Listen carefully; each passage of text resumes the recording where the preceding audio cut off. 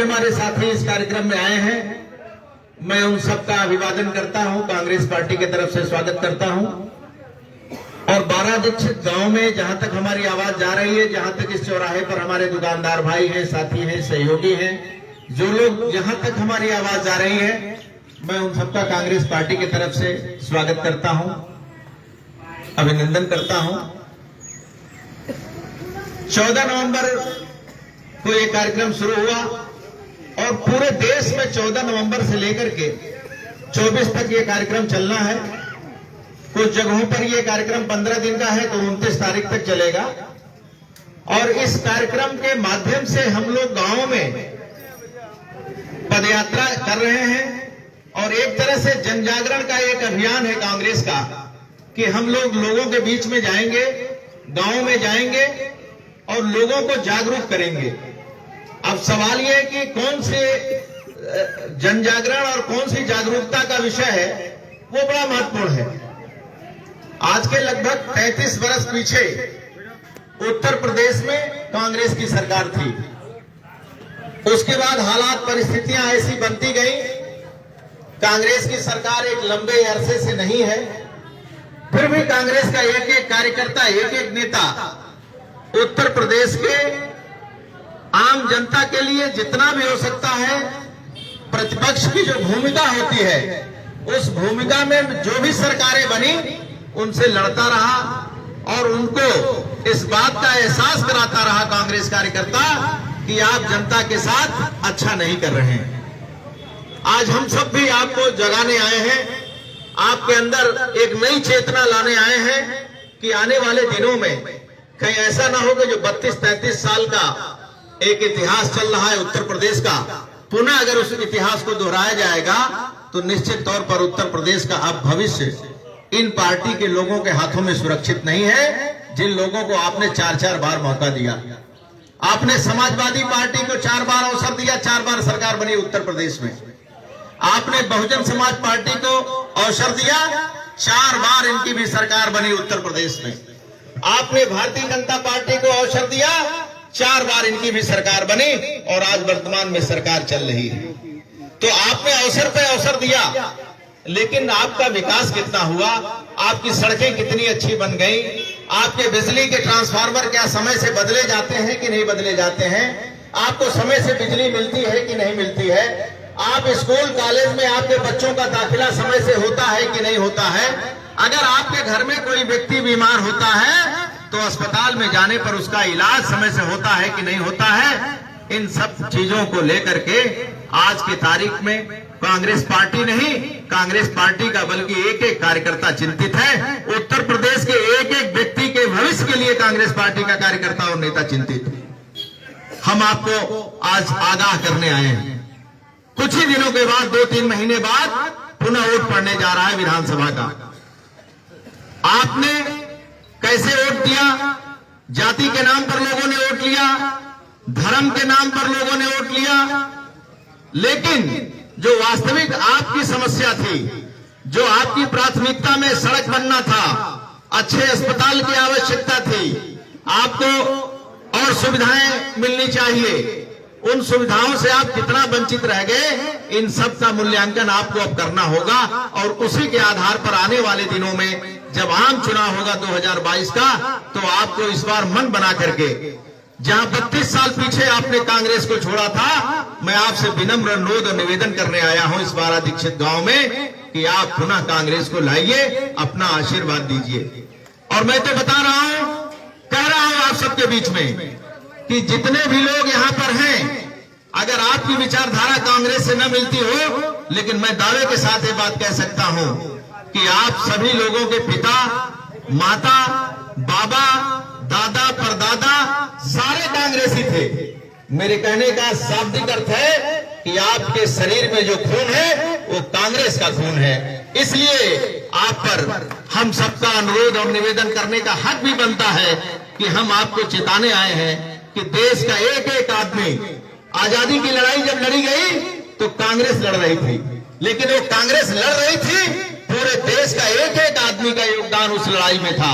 उस समय न कोई जाति थी, न कोई धर्म था, न कोई दूसरी पार्टी थी, सिर्फ कांग्रेस थी। लेकिन कांग्रेस की ताकत बारा दीक्षित में थी, कांग्रेस की ताकत बरहज में थी, कांग्रेस की ताकत देवरिया में थी, हर जगह कांग्रेस की ताकत थी। और आप लोगों की ताकत से बहुत बड़ी हम सबको उपलब्धि मिली कांग्रेस के नेतृत्व में, पंडित जवाहरलाल नेहरू के नेतृत्व में, हमारे राष्ट्रपिता महात्मा गांधी के नेतृत्व में, तमाम स्वतंत्रता संग्राम सेनानियों के नेतृत्व में देश आजाद हुआ और आज आजाद भारत के हम नागरिक हैं। आज पंडित नेहरू के कार्यों पर भी टिप्पणियां होती हैं, पंडित नेहरू के बारे में भी बहुत सारी अभद्र टिप्पणियां होती हैं। दुख होता है कि पंडित नेहरू ऐसे व्यक्ति थे जो नैनी जेल में लगभग 11 साल जेल में रहे। आप सोच लीजिए, पंडित नेहरू बहुत ही ऊंचे परिवार से थे और संपन्न व्यक्ति थे। उनको 10 साल 11 साल अगर जेल में रहना पड़ा होगा तो आप सोच लीजिए, छोटे से अपराध में कोई आज के तारीख में गांव का आदमी जाता है, उसके गांव के लोग, रिश्तेदार, हितनात पहले कचहरी पहुंच जाते हैं, साहब जमानत करा दीजिए, जेल जाना ठीक नहीं है। जो आदमी 10 साल 11 साल जेल में रहा हो, आप सोच लीजिए किसके लिए? हम सब के लिए, देशवासियों के लिए ये उनकी कुर्बानी थी। और आज उनके बारे में टिप्पणियां होती हैं, कितना दुर्भाग्यपूर्ण है। जिन लोगों ने आजादी की लड़ाई में अपना योगदान दिया, सर्वोच्च न्यौछावर कर दिया, जिन लोगों ने कुर्बानी दिया, आज उनके लोगों, उनके उस पार्टी के और उनके लोगों के विरुद्ध तमाम इस तरह की अभद्र टिप्पणियां होती हैं जो मैं व्यक्त नहीं कर सकता हूं। आप सोच लीजिए, इंदिरा जी की शहादत हुई, देश के लिए हुआ। अगर पंजाब खालिस्तान बन गया होता तो आज इंदिरा गांधी शायद हमारे बीच में आज भी जीवित रहती, और नहीं जीवित रहती तो जिस तरह उनकी हत्या की गई, हत्या नहीं होती, शहादत नहीं होती। लेकिन उन्होंने कहा हम खालिस्तान नहीं बनने देंगे, हमारी शहादत हो जाएगी वो मंजूर है, लेकिन हम पंजाब को खालिस्तान नहीं बनने देंगे, और पंजाब को उन्होंने बचा लिया। आज राजीव जी हमारे बीच में नहीं है। याद आते हैं राजीव गांधी। राजीव गांधी क्यों चले गए? आतंकवाद को कुचलने के लिए, आतंकवाद का विरोध करने के लिए उनकी हत्या हो गई, शहादत हो गई। और आज इंदिरा जी को हम याद करते हैं, आज हम राष्ट्रपिता महात्मा गांधी को याद करते हैं। राष्ट्रपिता महात्मा गांधी की हत्या जिन लोगों ने की, आज वो राष्ट्रपिता महात्मा गांधी के जाकर के उनके श्रद्धांजलि सभा में सबसे पहले शरीक होते हैं। मैं उनका नाम नहीं लूंगा, क्यों नाम लेने जाऊं, आप सब जानते हैं कौन लोगों का योगदान उसमें था। और जिन लोगों ने हत्या किया, आज उनका महिमा मंडन हो रहा है इस देश में। इससे भी बड़ा दुर्भाग्य क्या हो सकता है कि राष्ट्रपिता महात्मा गांधी के हत्यारे का महिमा मंडन भारत में किया जाए। और राष्ट्रपिता महात्मा गांधी पूरे भारत में, पूरे दुनिया के लिए वो एक विचार है, एक आदर्श है। राष्ट्रपिता महात्मा गांधी भारत नहीं अपितु पूरे दुनिया के लिए वो सर्वमान महात्मा है, नेता है। लेकिन आज उनकी हत्या करने वाले को भी लोग तारीफ करते हैं, प्रशंसा करते हैं। क्या दुर्भाग्य है। आप सबको इस सभा के माध्यम से हम सब जागरूक करने आए हैं और इस बात के लिए आह्वान करने आए हैं कि जाति धर्म से आप ऊपर उठ जाइए, और नहीं उठेंगे तो साथियों हम तो आपको आगाह करने आए हैं, आपसे विनती करने आए हैं, निवेदन करने आए हैं। अगर आप नहीं ऐसा करेंगे तो आपका निर्णय है। हम तो आप जिस लायक हमको छोड़ेंगे, हम उस लायक आपके साथ रहेंगे, आपकी आवाज को बुलंद करेंगे, आपकी लड़ाई लड़ते रहेंगे। लेकिन बहुत आशा और विश्वास है, आज प्रियंका जी बहुत सशक्त नेता हम सबको मिली है, उत्तर प्रदेश को मिली है। उत्तर प्रदेश के हर अपराध, जुर्म, जाति के खिलाफ प्रियंका गांधी सबसे पहले पहुंचती हैं। और आज हम आप सबसे आह्वान करने आए हैं कि एक बार 32-33 सालों के बाद आप भरोसा कायम करिए अपना कांग्रेस के प्रति। हम कांग्रेस के कार्यकर्ता आपको ये वचन देते हैं, हम वचन निभाएंगे। हम प्रतिज्ञा करते हैं कि जो कह के जाएंगे उसको हम भूलेंगे नहीं।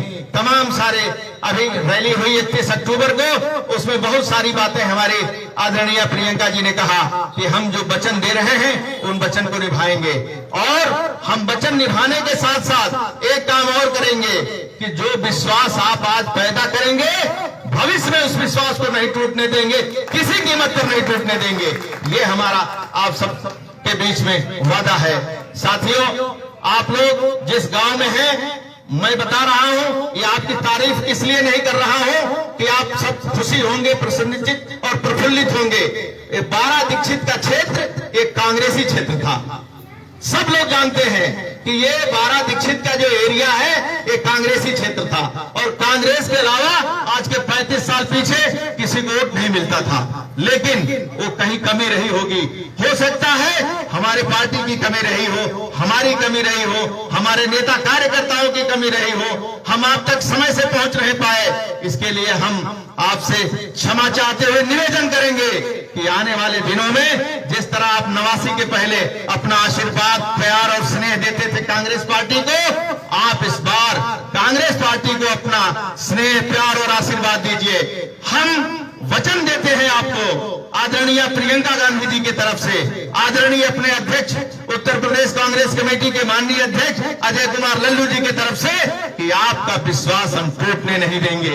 एक एक कांग्रेस पार्टी का कार्यकर्ता और नेता आप सबके मान, सम्मान और स्वाभिमान की लड़ाई के लिए सड़कों पर रहेगा। बस आप एक बार आशीर्वाद दीजिए, कांग्रेस पार्टी को इस बार लाइए। और महंगाई के बारे में भी कुछ लोगों ने चर्चा किया।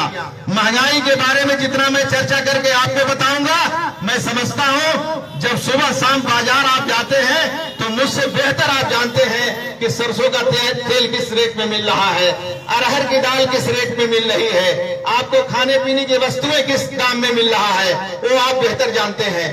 400-450 रुपए 2014 में जब डॉक्टर मनमोहन सिंह जी की सरकार थी तो उस समय 450 रुपए का प्रति सिलेंडर हुआ करता था, आज लगभग 1000 के करीब पहुंच गया है। आप इसी से आकलन और मूल्यांकन करिए कि कितनी महंगाई बढ़ गई है। डीजल पेट्रोल बेतहाशा बढ़ गया, लोग खरीद नहीं पाते हैं। और एक बात मैं बता दूं, एक छोटे से गांव में 100 घर अगर है तो आप मानिए कि 90 घरों में मोटरसाइकिल है। 90 घर में मोटरसाइकिल रखना कोई अपराध नहीं है भाई। आधुनिक भारत है, इस भारत में हर आदमी की तरक्की हो रही है, तो अगर गाड़ी से, वाहन से कोई चल रहा है तो कोई अपराध नहीं। लेकिन अगर 90 लोगों के घरों में मोटरसाइकिल हो और तेल के भाव में उसमें से 80% लोग न चलते हों तो आप सोच लीजिए इससे बड़ा दुखदाई और क्या हो सकता है। कुल मिलाकर सच्चाई यही है कि चाहे वो गरीब व्यक्ति हो, चाहे वो मध्यम वर्गीय हो, चाहे वो थोड़ा बड़ा हो, हर आदमी महंगाई के मार से आज के तारीख में त्रस्त है। लेकिन इस सबका निराकरण करने का जो अधिकार और पावर है वो आपके पास है।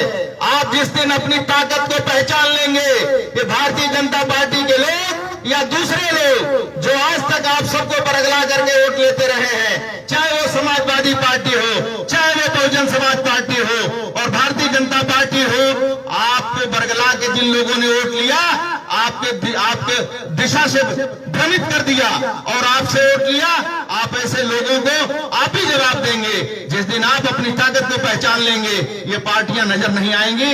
और मैं पुनः आप सबसे विदाई लेते हुए आप सबसे करवत प्रार्थना करके, आगे भी कार्यक्रम हम लोगों का है, वहां भी जाना है, थोड़ा विलंब हम लोग हो गए हैं, आपसे अनुरोध और निवेदन करते हैं और आशा के साथ करते हैं कि 2022 में आपके गांव और आपके पूरे क्षेत्र से कांग्रेस पार्टी का विजय हो। हम हमेशा के लिए इस क्षेत्र का ऋणी रहेंगे, आभारी रहेंगे। जय हिंद, जय कांग्रेस।